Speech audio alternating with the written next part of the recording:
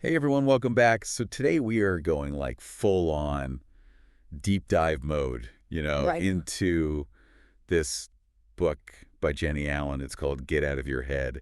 And it's all about like Yeah. managing those like negative thought patterns that we all deal with and like hmm how to cultivate a more positive mindset, Absolutely. and My like favorite one. it really is. And like she gives some really practical advice in here. Yes, very practical. So like we're going to pull out some of those strategies and kind of like give you guys a cheat sheet That's right. to a better thought life. Yeah, it's not just about like, fluffy feel good stuff. It's like really Yeah. practical ways to like rewire your thinking for Yeah. real. Yeah. I love that. And so like right off the bat, like she starts the book with this idea of like, there's this battle going on in our minds, Yeah. right? And our thoughts are like these little dictators like trying to rule our lives. Mm. But the good news is we can like overthrow them. You know what I mean? And like one of the things she talks about is these like toxic thought patterns. Um, hmm and I don't know about you, but like Oh yeah. I've definitely experienced like one negative thought spiraling out of control, Oh yeah. I think we all have. you know? Have you ever noticed that? Like you get one little thought and then it's like it goes crazy. It So turns many into times. 10 more negative thoughts. And then you're like in a full-blown panic attack. Exactly. And there's a reason for that. Like there's actually science behind it. Oh, tell me more about this. Yeah. So, like, think about it this way. Like, you have these areas in your brain, like your amygdala, Mm. which is like the fear center. And when you have a negative thought, it like triggers that Oh, why? area to Yeah. start firing off these like stress signals. And then, like, all these neurochemicals, like cortisol, start flooding your system. Oh. And that makes you feel even more anxious. Oh, gosh. And it's like this vicious cycle. That makes so much sense. One thought leads to another. Wow. And then before you know it, like, you're convinced that, like, you're going to lose your job over one small mistake.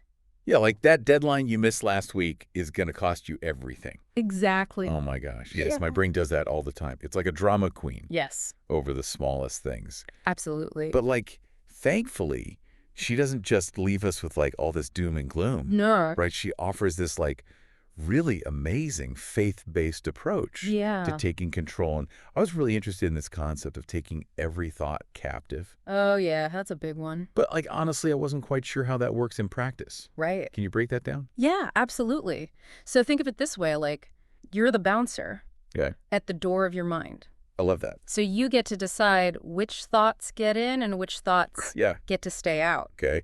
So when a negative thought comes knocking, you stop it at the door Yeah. and you ask yourself, like, is this thought true? Uh-huh. Is it helpful? Does it align with my faith? Mm-hmm. And if it doesn't, you just toss it out. I love it. And Jenny gives the example of like replacing those negative thoughts with truths Okay. from scripture or with affirmations Yeah. that like reinforce your values. Okay. So it's like actively choosing what Yeah. you're going to let into your mind. Yeah, I love that analogy of the bouncer. That is so helpful Yeah. to like visualize that. So she gives Mhm. us like practical tools, right? Yes. And like gratitude. She talks about gratitude. Yeah. And I know that sounds basic, but she goes beyond just like Yeah, it's more than just like, feeling grateful. oh, I'm so grateful. Yeah. It's like a practice. Yes. So she shares this story in the book about this woman who was struggling with like really bad anxiety, and she started keeping this gratitude journal. Mhm.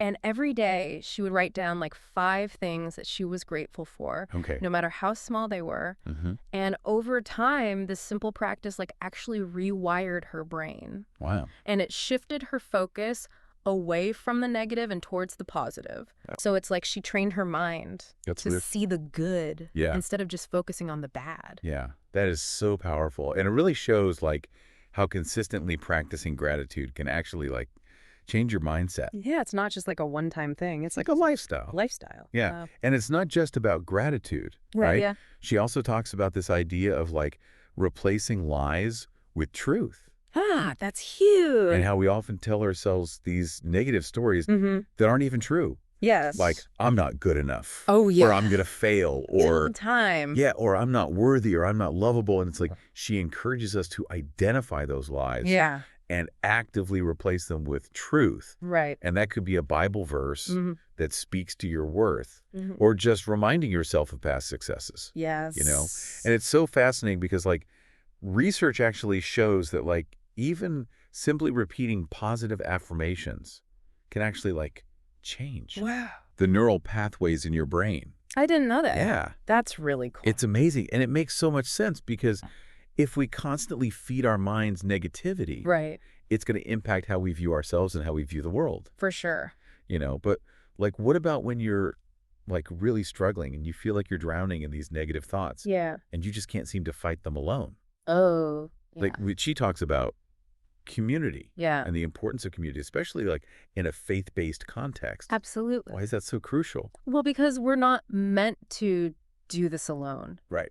We need people. Yeah. We need support. We need encouragement. And like Jenny shares this really powerful story in the book Mm-hmm. about this man who was battling addiction, Mm-hmm. and he just felt so isolated and alone. And it wasn't until he like found this really supportive community Oh, wow. at his church that he was finally able to break free.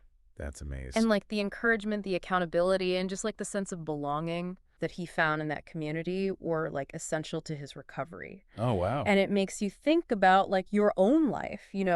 Yeah. Who are the people Yeah. Who are your people? who lift you up, who remind you of your worth? Yeah. And like leaning on them can make such a difference. It really can't. Like, I think about that saying all the time. Like, you are the average of the 5 people you spend the most time with. Yeah, that's a good one.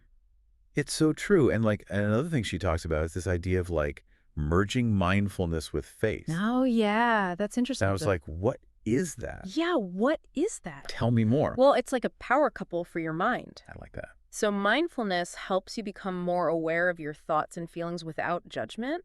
And then when you combine that with your faith, it can create this really profound sense of peace Mm-hmm. and purpose. Yeah. And like, imagine like sitting in silence, Yeah. focusing on your breath, Yeah. and just reflecting on a passage of scripture Yeah. that brings you comfort. It's such a beautiful way to like train your mind to be present Mhm. and to find strength Yeah. in your beliefs. I am definitely adding that to my list of things to try. Yeah, me too. So, like, if we had to distill all of this down to like the core message, Mm-hmm.